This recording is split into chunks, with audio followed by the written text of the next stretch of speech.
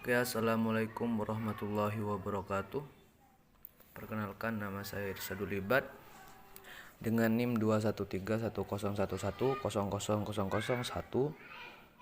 dari Prodi IPA untuk menyelesaikan tugas UTS Akhlak Tasawuf, yaitu membuat video dan diupload ke YouTube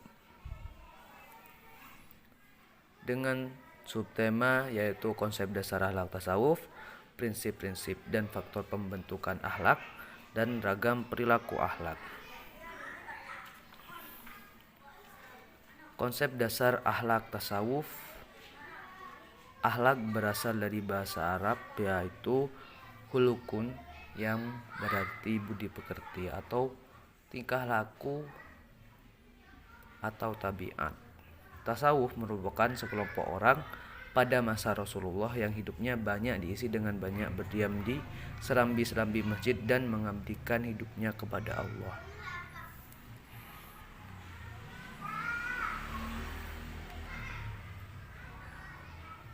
Tujuan akhlak tasawuf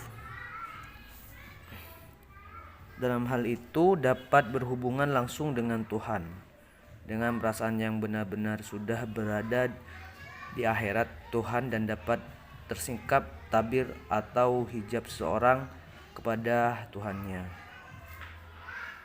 Yang pertama yaitu berupaya menyelamatkan diri dari akidah syirik dan batil. Yang kedua, melepaskan diri dari penyakit kolbu seperti iri, dengki, dan riya. Ketiga, mengisi diri dengan akhlak Islam yang mulia. 4. Menggapai derajat ihsan dalam ibadah. Dan adapun ruang lingkup akhlak tasawuf yaitu ada dua: akhlak terhadap Khalik sang pencipta,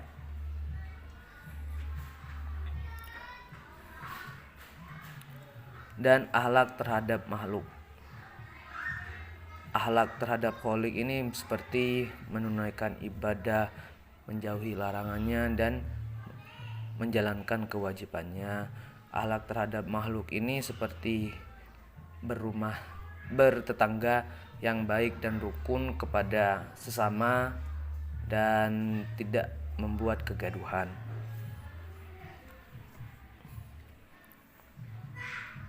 Hubungan akhlak dengan ilmu lain.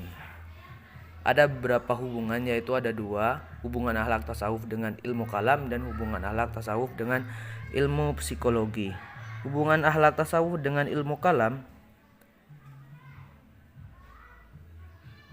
untuk mendekatkan diri kepada Tuhan, akan tetapi para kehidupan sufiah yang dapat mengantarkan seorang itu untuk mendekatkan diri kepada Tuhannya. Karena semua itu tidak akan cukup jika hanya mengetahui batasan-batasannya oleh seseorang. Sebab terkadang seorang itu sudah mengetahui batasan-batasan kemunafikan, akan tetapi tetap saja dilakukannya. Dalam keterkaitannya dengan ilmu kalam, ilmu tasawuf mempunyai fungsi diantaranya sebagai pemberi wawasan spiritual dalam pemahaman kalam. 2. Sebagai pengendali ilmu tasawuf. 3. Sebagai pemberi kesadaran wahaniyah dalam perbedaan-perbedaan kalam. Yang kedua, hubungan akhlak dengan psikologi mempunyai pertalian yang erat dan kuat. Objek penyelidikan psikologi adalah kekuatan perasaan, paham, mengenal, ingatan, kehendak, kebebasan, dan rasa kasih. Adapun akhlak memerlukan apa yang dipersoalkan oleh jiwa.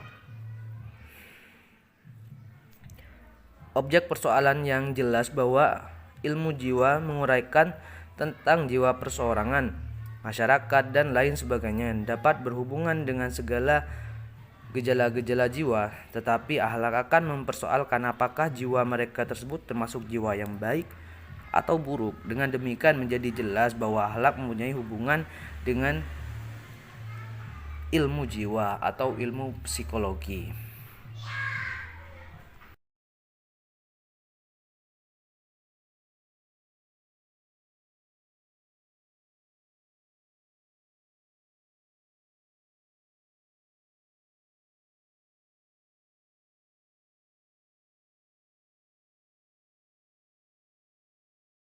Prinsip-prinsip pembentukan akhlak dalam Islam. Prinsip merupakan pembinaan akhlak dalam Islam haruslah menekankan pada pembentukan akhlak kepada Allah Subhanahu wa taala. Ada beberapa prinsip. Yang pertama adalah tauhid, mengesahkan Allah. Ini prinsip paling utama dalam Islam adalah mengesahkan Allah dan meyakini bahwa hanya ada Allah yang memiliki otoritas tertinggi dalam menentukan seluruh aspek kehidupan termasuk akhlak. Kedua, ada iman dan takwa. Merupakan faktor penting dalam pembentukan akhlak yang baik. Orang yang bertakwa adalah orang yang benar imannya, dan orang yang benar-benar beriman adalah orang yang memiliki sifat dan akhlak yang mulia. Ketiga, mengikuti teladan Nabi Muhammad SAW merupakan contoh sempurna dalam akhlak yang harus diikuti oleh umat muslim, seperti puasa Senin Kamis dan sebagainya. Yang keempat, adab dan etika. Pembentukan akhlak yang baik melibatkan peranan adab dan etika dalam kehidupan sehari-hari. Ini disebabkan adab dan etika adalah landasan perilaku yang mencerminkan nilai-nilai moral dan sosial yang harmoni dalam bermasyarakat. Kelima, menghindari dosa dan maksiat. Pembentukan akhlak yang baik juga melibatkan penghindaran dari dosa dan maksiat dapat merusak akhlak seseorang jika kita terus melakukan dosa dan bermaksiat. Keenam, meningkatkan kualitas ibadah. Ibadah yang benar dan berkualitas juga berkontribusi dalam pembentukan akhlak yang baik. Meningkatkan kualitas ibadah adalah bagian dari pembentukan akhlak yang baik karena ibadah memiliki peran penting dalam perkembangan karakter dan moral seseorang. Kita lanjut. Faktor pembentukan akhlak tasawuf itu ada dua. Yang pertama ada faktor internal dan kedua faktor eksternal.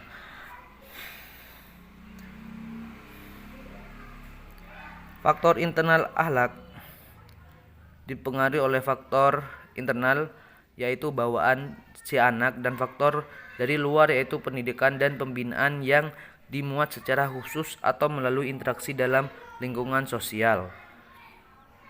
Dan adapun beberapa faktor internal antara lain genetik atau bawaan dari lahir. Kedua, bawaan dari lahir. Ketiga, pengalaman hidup juga berperan penting dalam pembentukan akhlak manusia.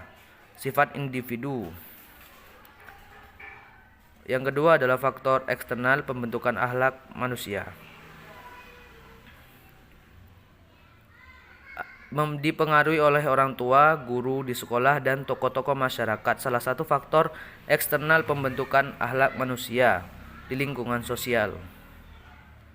Selain itu, agama juga merupakan faktor eksternal yang berperan penting dalam pembentukan akhlak manusia. Agama memberikan pedoman moral dan etika yang dijunjung tinggi oleh individu, sehingga dapat mempengaruhi perilaku dan sikapnya.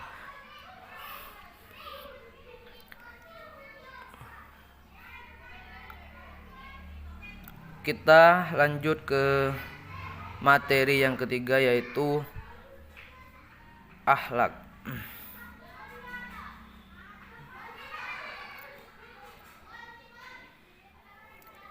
Pengertian akhlak secara etimologi berasal dari bahasa Arab yang artinya al-khalaq. Al-akhlaq.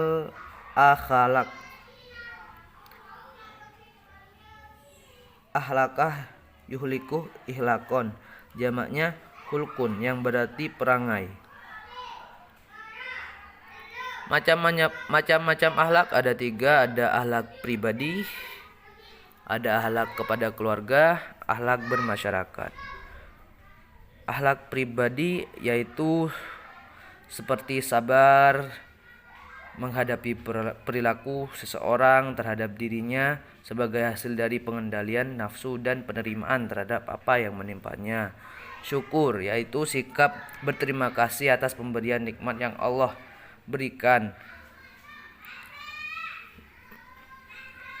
Tidak bisa terhitung banyaknya. Syukur itu di setiap hal, yaitu meskipun bahagia tetap bersyukur, meskipun sedih tetap bersyukur.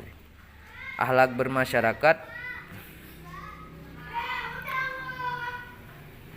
sifat yang tertanam dalam jiwa manusia yang dilakukan secara spontan tanpa pertimbangan terlebih dahulu dalam lingkungan atau kehidupan. Ini sangat cocok untuk kalangan Indonesia karena Indonesia menganut ideologi demokrasi, menjunjung tinggi bermasyarakat.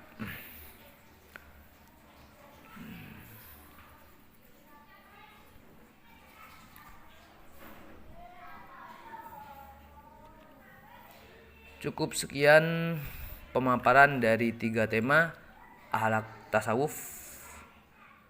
Terima kasih. Wassalamualaikum warahmatullahi wabarakatuh.